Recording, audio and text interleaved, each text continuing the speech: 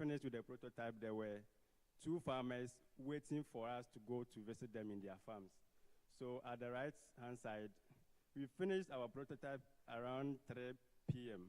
And when we got to the farm, it was around 4 p.m., but we were able to thresh 5 bags for the farmer in the far right picture. So going into the metallic rice thresher, we had to learn from the experiences we have gotten from the wooden rice thresher. So it was also a long process. And as I said, it all started from Mr. Nash linking me to TCC, College of Engineering Innovation Center, and then CBD. So College of Engineering Innovation Center linked me to an IT guy who was helping us. So when we draw the machine on paper, he tries to simulate it on the computer so we see how it all works. So we did it 3 times. Sometimes when we do, we ran the machine in our minds to see whether it will work or not. Then, because we didn't have the resources to just go and do it and it doesn't work. So we were able to follow the process. So you can see me here in Mastercard t-shirts at magazine. And it was a very tough experience because I was a student. Electrical engineering too wasn't easy at all. And sometimes I had to sacrifice. Sometimes a week before examination. And then I have to learn. And then they will call me from the house that the season is almost there, so I have to quickly finish with the machine. So the whole week before examination, I had to use it for this magazine work, going to supervise and all that. So it was a serious sacrifice work or sacrificial work that I did. So when we were about 90% finished, we had to send it to the village. So you can see me in the car sending a parts down, and the driver in yellow and myself in the College of Engineering t-shirts. So because of the effort you put in place, we were able to come up with the yellow body. You can see my picture in Google. In the yellow body behind me, that is the machine. It's not clear here, but I will show it at the end of the presentation. So when this machine went there, it was a savior to the farmers. So some farmers relied on us and experienced the losses because they said they are waiting on us and we were not able to reach them on time, so their rice germinated. And they were blaming us, but it wasn't our fault. So if you're able to meet our, if you're able to connect us at the right time so we thresh for you, you have to get a rice at the middle. That is like a nice one. That's how it should be. This is not the one we are supposed to eat. The right one, the one which is in white, is the one we eat. But our machine doesn't produce the white rice. It produces the one in brown. Yes. So and the most important stage along the rice value chain is the threshing, like the separating of the rice grains from the plants. So if we don't service the farmer on time, they will not be able to get this white rice and be able to sell. So you can imagine how big the problem is. So this is the demo of the wooden rice thresher. And when you finish, you play the one in yellow, the metallic rice thresher, so you will see the difference. So I'm playing the wooden one.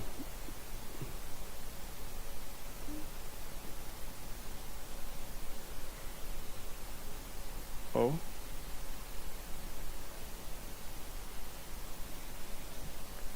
I don't know why. So I'm going back.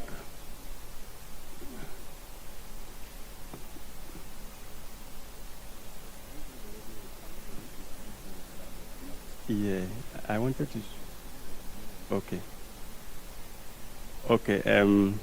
The wooden one is playing stubborn, so let me only show the metallic one. So all the talking that I did, this is the invention we have. So you put in the rice inside the machine, and it just come out like this, fresh, well winnowed, and it's very nice for the farmers. You can see, and within 8 minutes, it's able to produce one of these bags. Every 8 minutes, it produces this, and it's 140 kilograms. So it's not a small job.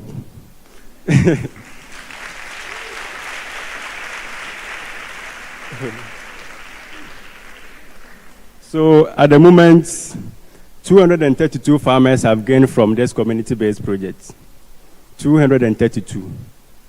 And then we've created 32 jobs, for which some are permanent, some are seasonal, and others. Then we've threshed over 300 tons of rice. 1 ton is 1,000 kilograms. So you multiply it by 1,000 and you see the number of kilograms of rice we've threshed. Then when we calculate the total revenue the farmers have generated through our technology, it's 2 million Ghana cedis. That's the last point. 2 million Ghana cedis.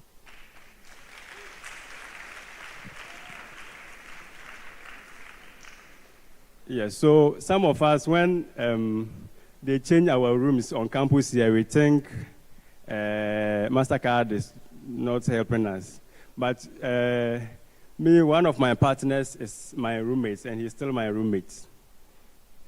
Yes. During, when he saw what I was doing, sometimes he put in effort. He asked me, why am I doing that? He ended up being my business partner. And he is studying agribusiness. He's Solomon Kotenga, the one with red background. So if you are also interested in entrepreneurship and you want to select people, you have to look for people with diverse background. And the person could be your roommate, can be a scholar, a non-scholar, and all that. So here we have Erica, who is also a Mastercard scholar. She was a C4 scholar. Charity is also a cohort 7 scholar. She's here. Charity. Yes, so so let's compare life after school and then life when I was on campus. So when I was on campus, I was enjoying the stipend.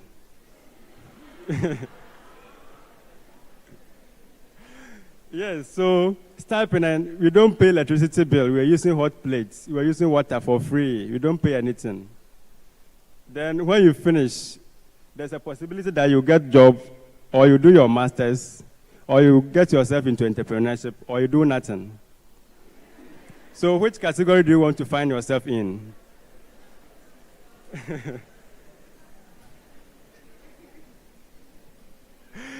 Yes, so now you know where you fall or you find yourself in. So me, I got the opportunity to do my national service at the Office of Grants and Research at KNUST-TEK here.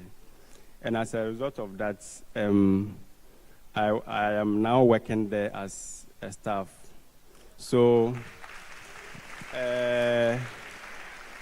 now I have a job.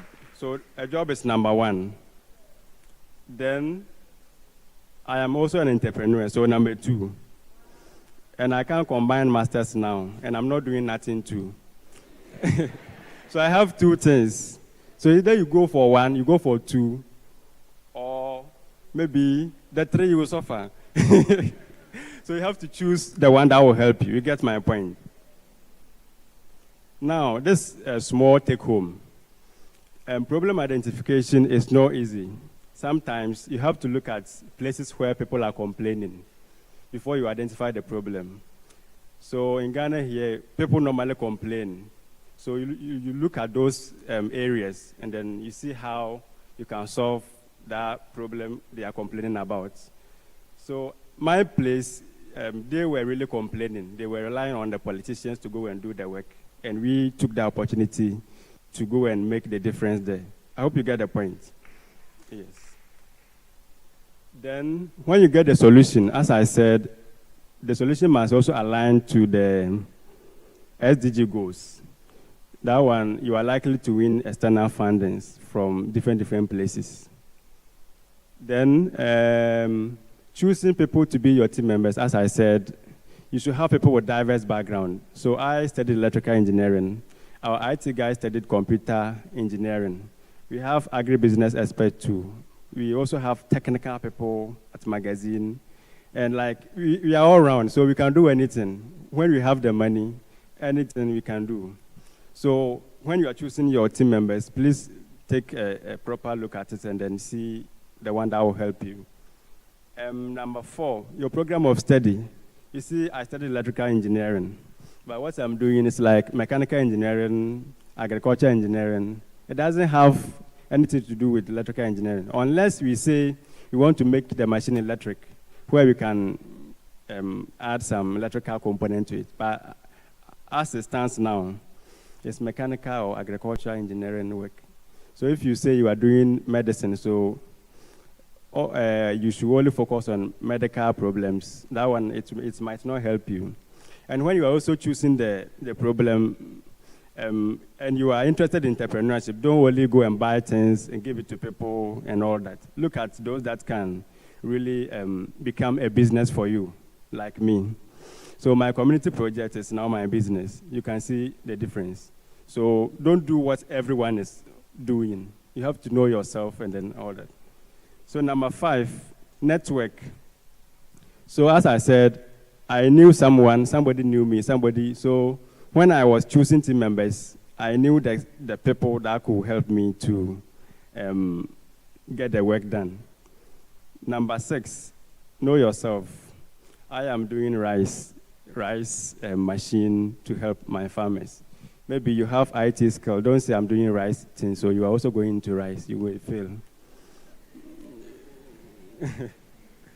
That is the fact.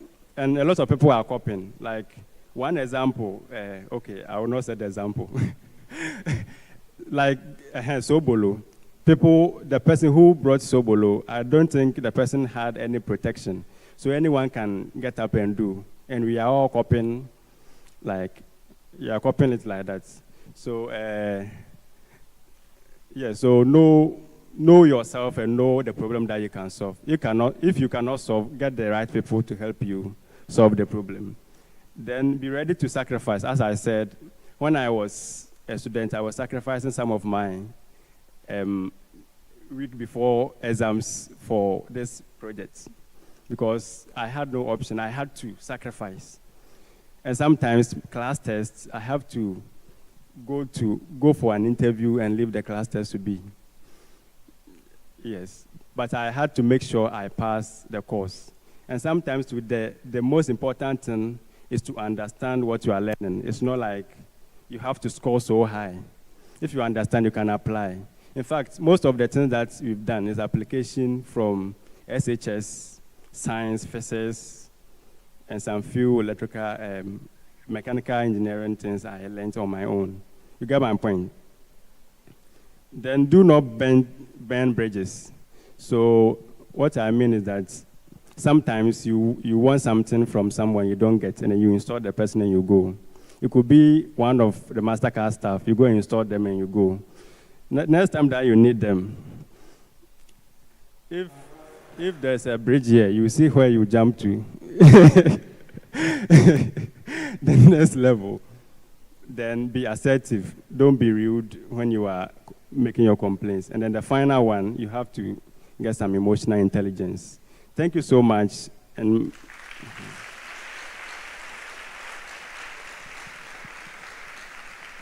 my number is the one in black, so you can take a picture and then.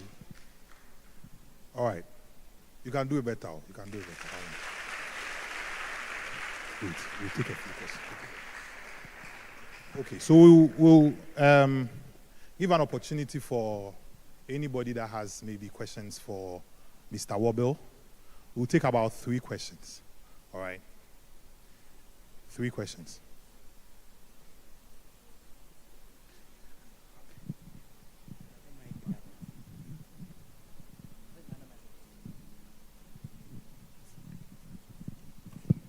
Okay, thank you, Wobble. I felt your presentation was so realistic.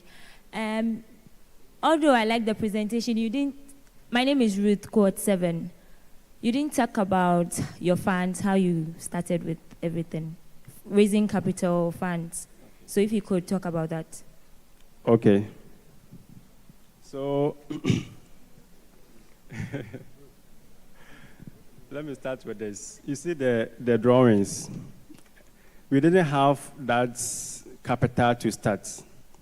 And fortunately, in the village, you have wood available, but we didn't have the money to go and buy metals to quickly do a metallic machine. So the wood, we got some from my father's machine. He uses it to grate cassava, like conversion of cassava into gari. He has that old machine. So we told him, and he allowed us to dismantle what he has done and use it for our own invention. So, and he had an engine, so we also used his engine and spoiled it for him. He didn't talk. So basically, personal money was no part. Like, the nails that we bought was my father's money. And it wasn't up to 2,000 cedis. So you can just start small. And now, because there is self, you have the hope. Me, I got my hope from self. When I came for this program, I heard somebody has gotten 30,000 cedis. And I said, then there's financial hope. So we were doing it, hoping that you get self, and you got self. You got it. All right, any?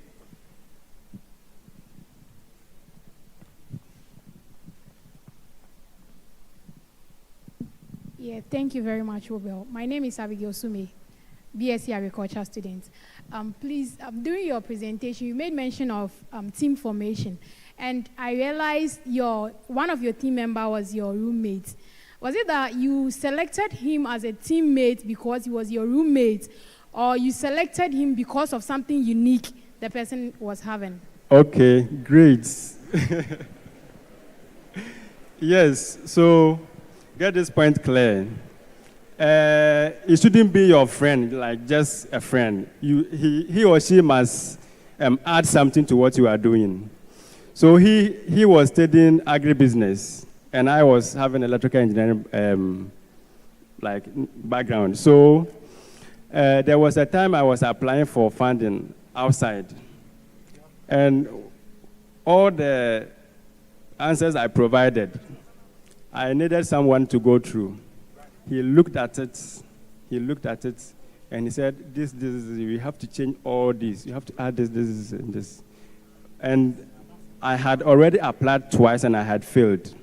So when he came in, he made sure that we win grants. And after he came, we had been winning grants, both internal and external. So...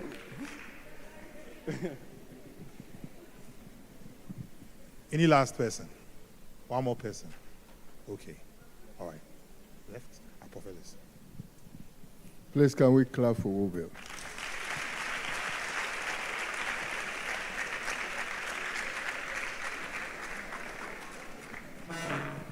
Wobel, I want to say something. Okay. But don't let it enter your head. Okay. We wrote this proposal. It took months, weeks, for us to be successful, to get a lot of you sitting here to come here. But one of the key things that was a motivation for us was what he has done. And therefore, I am satisfied that we did not spend our time, we did not spend our brains, we did not burn the light for nothing. God bless you. Amen. And God bless you too. Because the key thing was not just to bring people here, study, and they go away. If that was the reason, that is what we do every time. As for KNUST, getting students is not a problem. We always have students applying, and a lot of them are not successful. So it is not the issue. But the issue is to be able to have ethical and transformational leaders like what he has done. That is the objective why we believe that all of you are here. If we don't achieve that, then for me, in fact, many a times, ask him, when we're going to the second phase, I told him that I am not motivated for this thing. But when you hear something like this, and when you see something like this, it gives you a new energy to try again. I hope you understand me. So, Wobel, thank you. And because of you, a lot of people here have come. And we believe that if we get another set like you, another set of people will continue to do what? Come. But I have a few things. I summarized your presentation. You've been just doing it. I looked at it as in terms of identifying the problem, networking, implementation. Nash.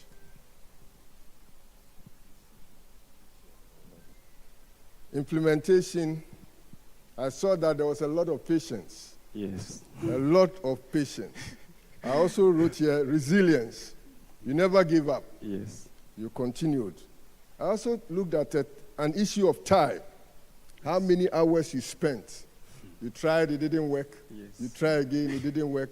You try again. Sometimes it's like, I need to stop. Yes. But you continued. I also put here believing in your project. I'm highlighting this because my question will come after that. I put here hard work. It was not easy. Breaking down your father's machine wasn't easy. Yes. It was a lot of work. And I put here sacrifice. But then here comes my question. Okay. Have you registered your invention? That's the first one. Okay, so... Don't. Let me put all together. The people in your community, have they benefited from this initiative? Because it's supposed to be a community project. And I believe that is where you identify the problem. How have they benefited from it? We want to write. Okay. I just have about 4 points, then you put them all together. What is your motivation, or what was your motivation, your driving factor, when you were doing this? And I was telling Nash that if I was the one there, I wouldn't employ you at OGL. Simply because I don't want this passion and dream to be clouded by bureaucracy. So how are you balancing the work at OGR vis-a-vis you being an inventor or a transformational person? Thank you.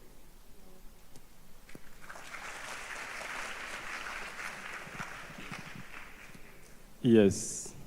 So the first question was, have I registered the invention? As for the business, we've registered it, but the invention, and because I am now working as an intellectual property administrator, we have looked at the patentability of the invention.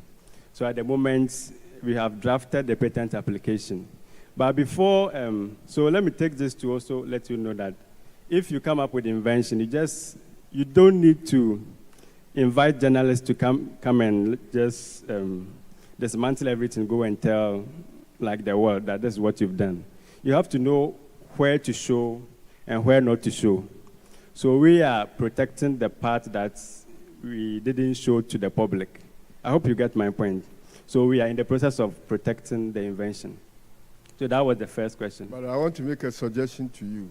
Okay. Even before you patent something, make sure that that item at least is registered somewhere. Yes. You understand me? Yes. Yes. Make sure that it is registered somewhere, because sometimes in the business of patenting, 2 or 3 people can be working on the same item at the same time in different places.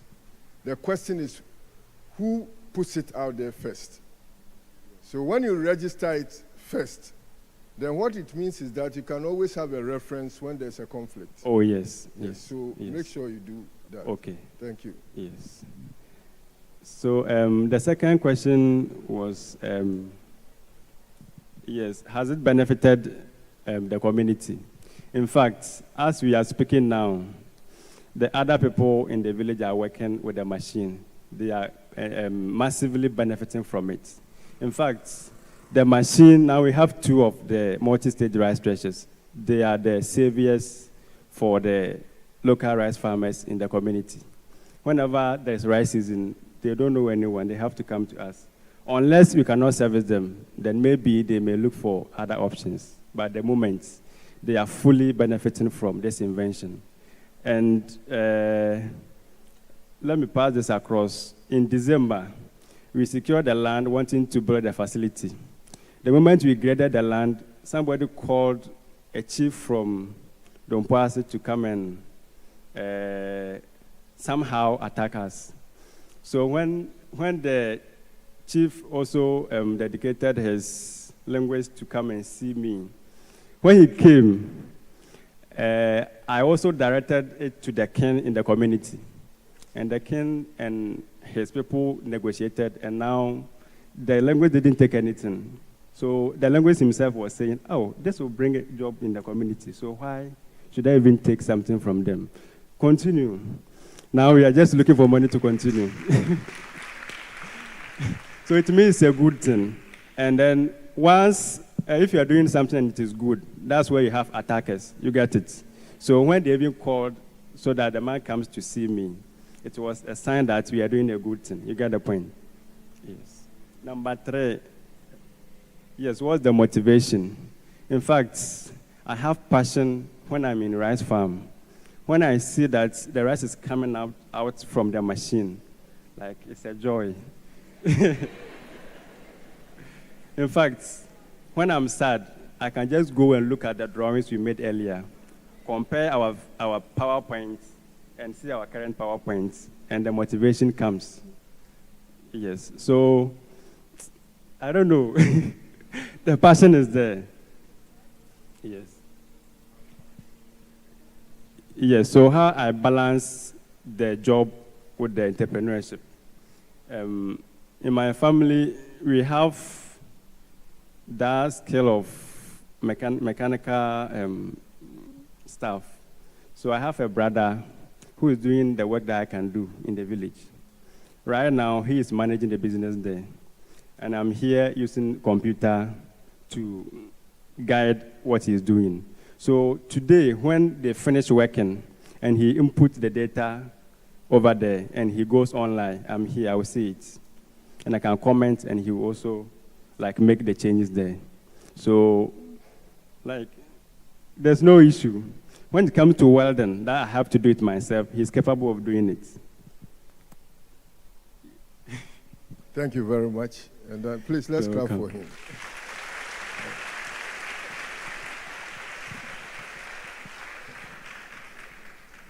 I am a food scientist, and I help a lot of people in product development, production, and things.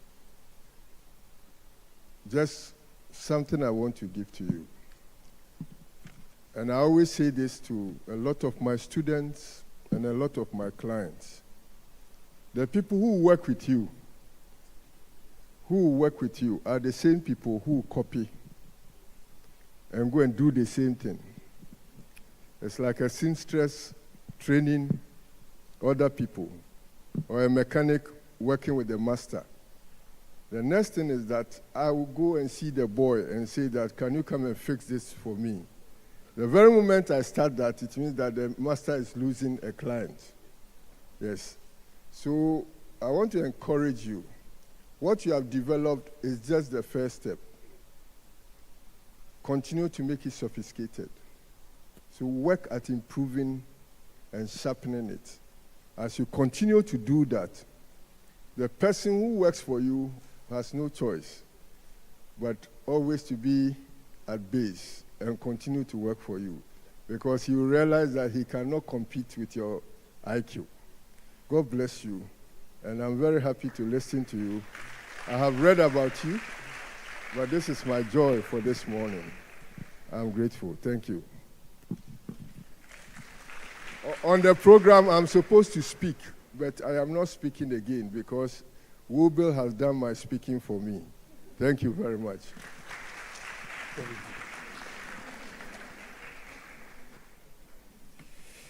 Okay.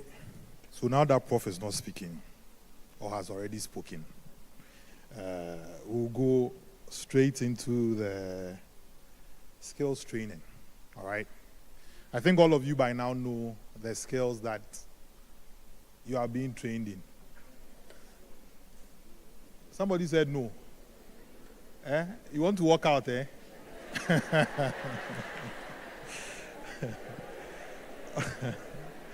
All right. Okay, so quickly, the classrooms for the skills. The following skills, we'll be having it at IRI, that's Inter Rural Arts and Industry, that department. So bead making, beading, leather work, that's the shoemaking, batik tie and dye, and macrame. All right, so those 4 skills, we'll be having it at the IRI department. A bus will be made available to convey all of us to that place. All right. Then the yogurt making. If you chose yogurt making, it will be organized at Can Lab. I don't know a number. I don't know if any of you know the place. Can Lab. But if you don't, you want to wait in the auditorium. A bus will convey us from here to the Can Lab. Then mushroom, beekeeping, and one other thing, yeah. CSIR in Fumeswa. CSIR. Yeah, so that's where we'll be having it. The rest of the programs will be held here. All right. Satellite installation. Yes, it will be outside, just around the place that you have your meals. Soap making, same, just around that side. The rest of them will be in the classrooms. So makeup, those of you who want to look. Yeah, so makeup will be at the basement. That will be in B3 and B4. All right? So if you are in makeup, all you need to know is B3 and B4. Don't end up in another class, or else you'll be using the makeup on something else. All right? Then catering services, culinary, that's, I think, cake making. That will be basement again. That will be B6. B6. All right? B6. Then wig making. Wig making, that'll be at the ground floor. That'll be at the ground floor. So GF 11 and GF 18. Wig making. How many men are doing wig making? How many of the guys? Hey. All right. Then we have event planning and decor. Please, a little bit of silence, yeah? Event planning and decor will be on the first floor. That's FF24. FF24. That's event planning. Computer programming. The basics. I think that's Python. That'll be on the ground floor as well. No, sorry. That'll be on the second floor and the first floor. It's been divided into 2. So the first classroom will be the SF15. SF, so that's the second floor, 15. And the other class will be at FF17. That's the first floor, 17. So if you're on computer programming, if you go to the first class and your name is not there, you just move to the second one. SF15, FF17. All right. Then we have introduction to graphic design. That will be on the second floor, SF12. Second floor, SF12. Then we have millinery. Okay? This thing, if you are an Asante man, you don't have to be saying it. Millinery. All right. So millinery will be on the ground floor, GF9. GF9. So if you are an Asante man, you can just say fascinator. All right. All right. So we have packaging technology. I don't know if there are anybody here to do packaging technology. That will be on the ground floor as well. GF8. GF8. Is everybody okay with the locations?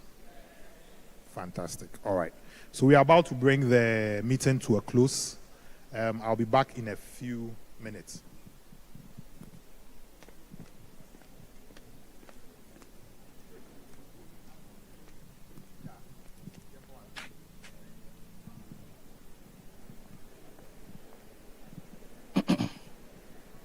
Sorry, we're just about leaving, but I want to make you aware of this. For the various training sessions, there are situations where you will be required to have some materials and tools for the training. So when you get to the class, we'll let you know the things that you are expected to have, so that when your package is given to you, you check it and confirm whether you have everything. If you don't do that, and later on you come and tell us that I didn't get this, I didn't get that, it is your own problem. That's why I'm informing you ahead of time. So we'll let you have that list. And so when you get your package, you check to see if you have everything. All right. Thank you. Okay. So right now, why Jose, backup buses. So for those who will need the shuttle services, I understand that the buses will be somewhere up there. So when you get there, you ask the drivers where they are going to and you join the appropriate bus. Okay. All right, so we have closed.